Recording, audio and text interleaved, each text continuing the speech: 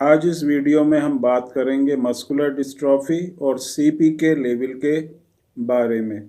CPK क्रेटाइन फॉस्फोकाइनेस जो कि एक एंजाइम एक प्रोटीन है और ख़ास तौर से हमारे जो बॉडी होती है उसमें सीपीके जो है ये हमारी जो स्केलेटल मसल्स होती हैं, हमारा जो हार्ट होता है और हमारा जो ब्रेन होता है, इस जगह पर ये सीपीके या ये एंजाइम पाया जाता है।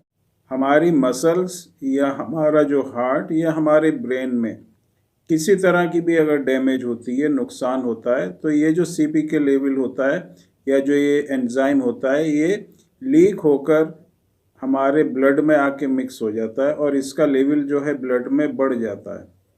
आपको अगर कहीं पर भी चोट लगी है जिसकी वजह से आपकी मांसपेशी में डैमेज हुआ है, नुकसान हुआ है, तो सीपीके लेवल आपका बढ़ेगा।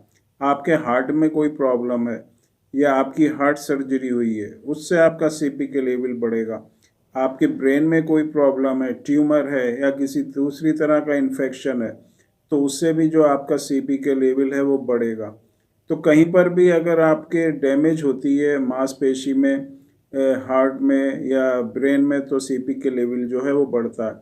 हम इस वीडियो में बात करेंगे मस्कुलर डिस्ट्रॉफी और सीपीके का आपस में क्या रिलेशन है और मस्कुलर डिस्ट्रॉफी में जो है सीपीके लेवल क्यों बढ़ जाता है।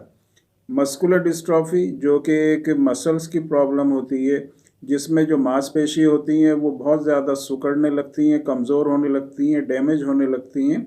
और जब ये मस्कुलर डिस्ट्रॉफी में जो मसल्स होती हैं वो डैमेज होती हैं, तो ये जो एंजाइम होता है जो कि डैमेज होने से मसल्स के, उसका लेवल जो है बढ़ता है और ये जो लेवल है फिर जो सीपीके है या क्रेटाइन फॉस्फोकाइनेस एंजाइम या प्रोटीन है, ये फिर हमारे ब्लड में आके मिक्स होने लगता है और ये आहिस्ता आहिस्ता जो है ब्लड में इसकी जो लेवल होती है वो बढ़ने लगती है और ये 30-40 हज़ार या उससे ऊपर तक भी पहुंच जाता है।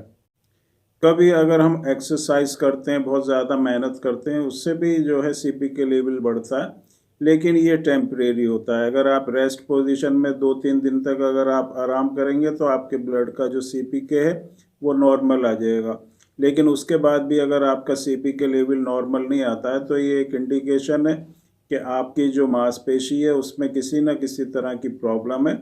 और फिर डॉक्टर्स अगर सीपीके लेवल बढ़ता है तो उससे एक आइडिया हो जाता है कि आपकी मसल्स की कोई प्रॉब्लम है, जिसमें मस्कुलर डिस्ट्रॉफी ख़ास तौर से जो मस्कुलर डिस्ट्रॉफी होती है उसमें सीपीके लेवल जो है बढ़ जाता है।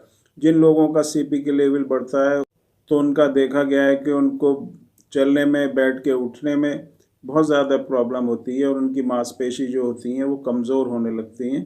तो सीपीके लेवल अगर किसी का बढ़ा है या बढ़ रहा है और उसको चलने में प्रॉब्लम हो रही है, बैठ के उठने में प्रॉब्लम हो रही है, तो इसको बहुत ही सीरियसली लेना चाहिए।